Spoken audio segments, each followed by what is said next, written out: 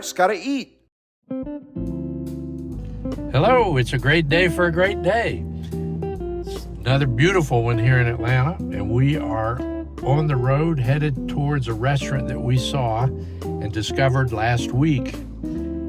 It's a place called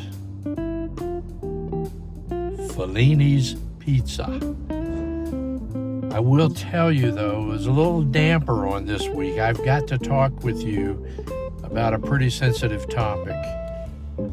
Pizza, as you know, contains all 4 of the basic food groups.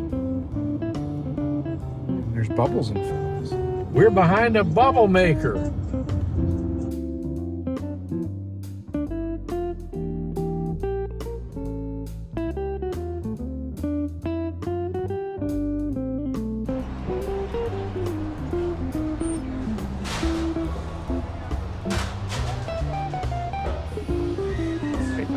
I'm gonna do a medium special, and can I get a Coca-Cola to drink, and a water? Tea? He always gets tea. Always get tea. But oh, I guess I should pay you, shouldn't I? I'm going in. Wish me luck.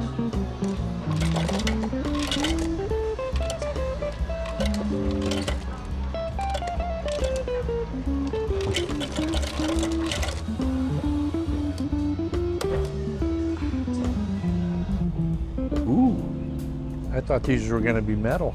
They look nice. I'm not that strong. Acrylic, so they're very light.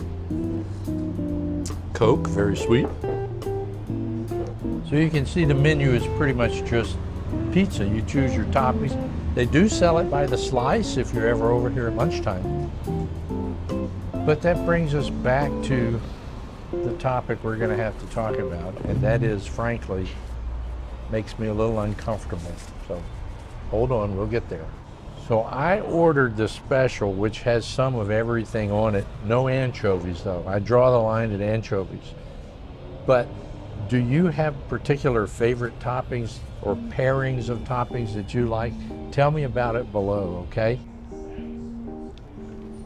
So while we're waiting on the order to be delivered, I will tell you, a while back when I was a younger guy, I went on a double date and we stopped to get a pizza. And when we placed the order, is at a place called Godfather's Pizza, I think. You've heard of them. I guess they're still around.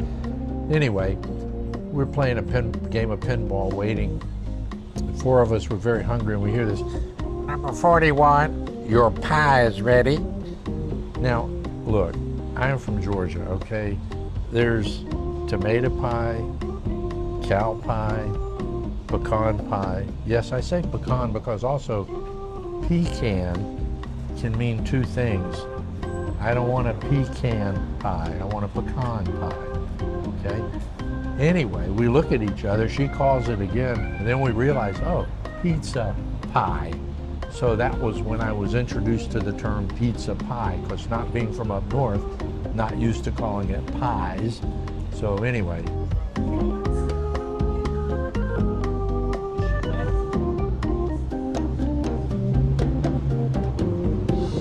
I just realized I forgot something. I made you something special for this visit. I made it and I forgot it. I left it in the car and I don't want to go back to the car.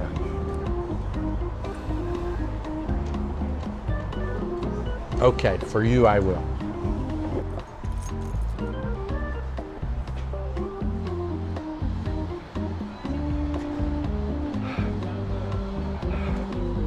Whew. I am beat. All right, you want to see?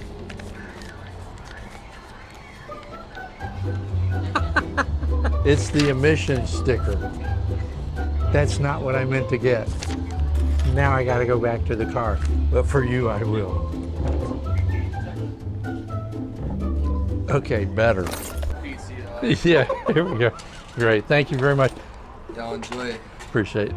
Here's the pizza. It's hot. All right, this is as good a time as any to talk about this. I mentioned the uncomfortable topic, but we've got to broach the subject. I've been told that you and I have been involved in a love triangle. And in fact, it is A pizza triangle of love. Kind of a thin crust. Crispy, buttery. Cheesy. You know what? For the sake of not grossing you out, I'm going to use a knife and fork. Otherwise, it's going to be all over me.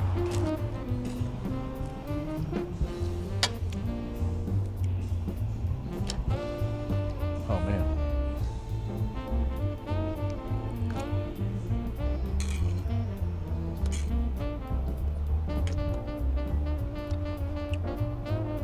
This is so good. It's not complicated. It's just good. The tartest thing on here is green olives. Some people don't like olives. I like them. But the green ones are a little more tart than the black ones. But boy, this is good. Got the onion, the bell pepper, pepperoni, sausage. Wow.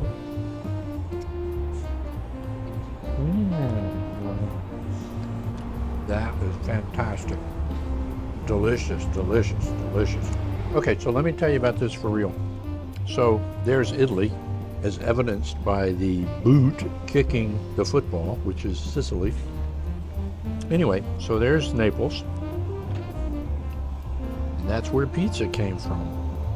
And right below it is Sorrento, which is where the famous the Sorrento lemons come from, or limon. Anyway, pizza was a flatbread with different things cut up, put on it, and then baked, and it just kind of gradually worked its way into becoming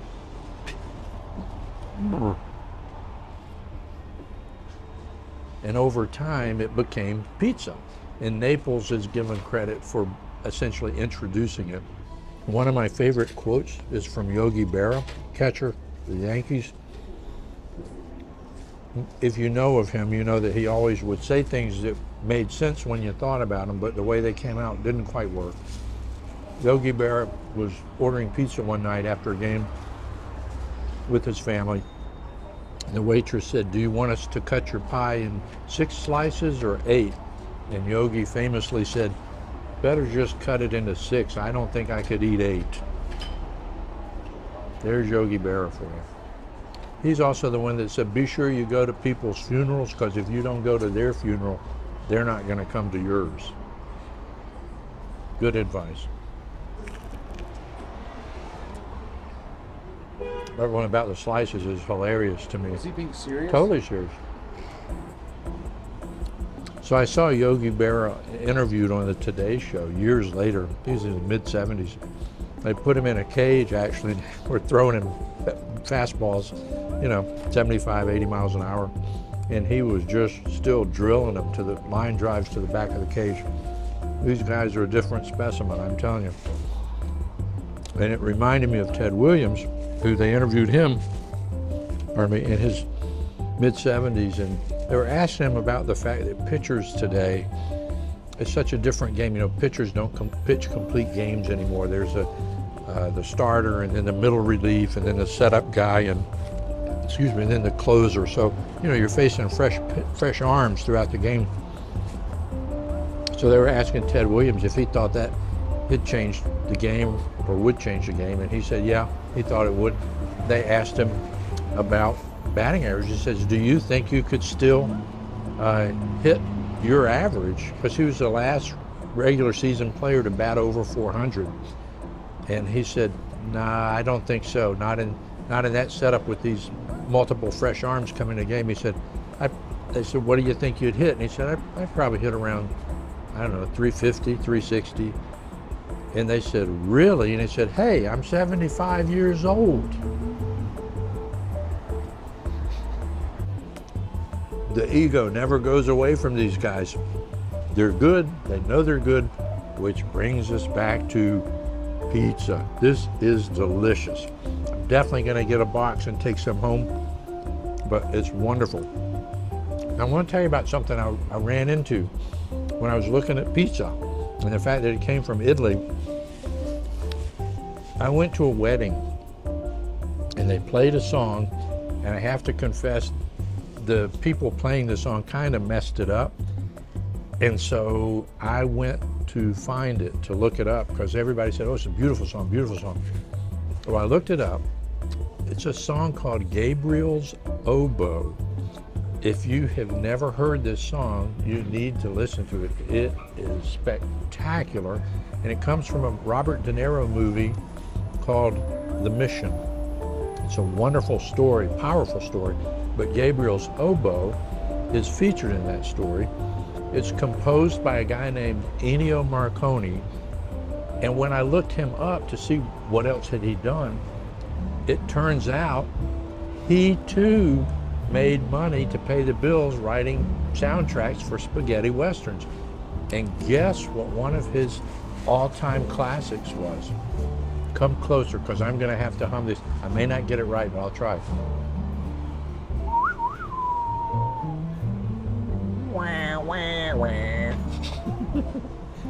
Do you know that tune? I didn't do it justice, but do you know the tune? The theme from The Good, the Bad, and the Ugly? Ennio Morricone. Go listen to Gabriel's Oboe. We'll post a link, and I'm going to put a particular version there for you. It's just beautiful. And then know that this guy that wrote that is the same guy that wrote a lot of the spaghetti western themes that you've heard, including The Good, Bad, and the Ugly. It's a lot of fun to check that out. But man, Gabriel's Oboe, whew, you won't get that out of your head for a while, unless it's performed horribly like it was at this wedding that I went to. So in the South, after Easter, you plant stuff because you're done with the frosts or the freezes, you hope.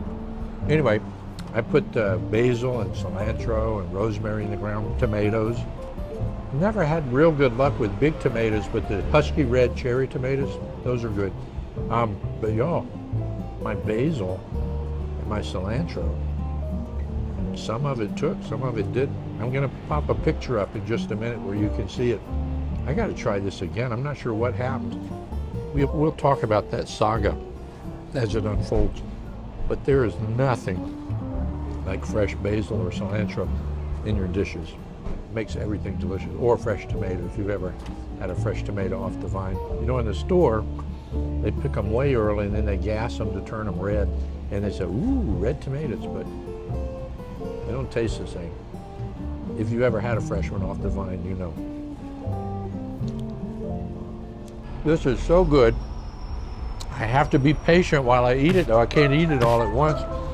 It's an old Italian proverb that patience is the salt of everything. I think it's true. Just to enjoy a meal, beautiful weather, friends. If you order a pizza after seeing this, I want to know what kind you ordered. And remember this, life is short, so enjoy every meal.